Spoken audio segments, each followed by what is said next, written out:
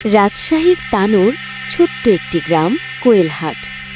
স্বাভাবিক দুপুরে কেউ ভাবেনি কয়েক মুহূর্তেই পুরো গ্রাম থমকে যাবে, কারণ একটি শিশু পড়ে গেছে অন্ধকার এক পরিত্যক্ত নলকূপে। বছরের পর বছর বন্ধ থাকা সেই গভীর নলকূপ আজ যেন গিলে নিয়েছে একটি ছোট্ট জীবন। 12 ঘন্টা পেরিয়ে গেলেও উদ্ধার সম্ভব হয়নি। বিকেল 3টে ফায়ার সার্ভিসের 3টি ইউনিট এসে পৌঁছায়। দড়ি, ক্যামেরা, অক্সিজেন পাইপ। শুরু হয় কঠিন এক উদ্ধার অভিযান। ক্যামেরা নামানো হয় 35 ফুট পর্যন্ত। শিশুর কোনো চিহ্ন নেই, শুধু দেখা যায় মাটি আর খড়, যা বুঝিয়ে দেয় নিচে কিছু নড়াচড়া হয়েছিল। শিশুটি যেভাবেই থাকুক চাই সে শ্বাস নিতে পারে, তাই নলকূপে লাগানো হয় বাতাস পাঠানোর পাইপ। প্রতিটি মিনিটে পরীক্ষা, একটাই আশা, সে এখনো বেঁচে আছে।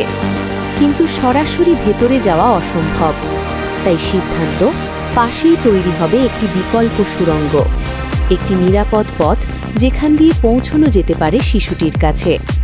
এই সুড়ঙ্গ খনন কাজ কঠিন, সময় সাপেক্ষ। 40 ফুট গভীর পর্যন্ত পৌঁছতে বড় একটি বেস তৈরি করতে হচ্ছে, যেখান দিয়ে উদ্ধারকারী দল নামতে পারবে।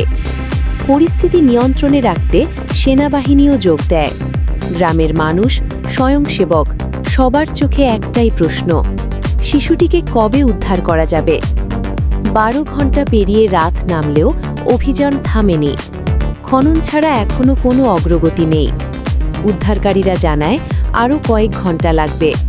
কাজটি শুধু উদ্ধার নয়, এটি সময়, ধৈর্য আর জীবনের লড়াই। শিশুটির পরিবার তাকিয়ে থাকে এক দৃষ্টিতে। পুরো গ্রামের প্রার্থনা শুধু একজনকে ঘিরে, একটি ছোট জীবনের জন্য। এই উদ্ধার অভিযান একটি শিশুকে ফিরিয়ে আনার চেয়েও বড় কিছু। এটি মানবতা, আশা আর অপেক্ষার পরীক্ষা। অন্ধকার নলকূপের নিচে অপেক্ষায় আছে ছোট্ট একটি জীবন, আর তার জন্য অপেক্ষা করছে পুরো একটি গ্রাম।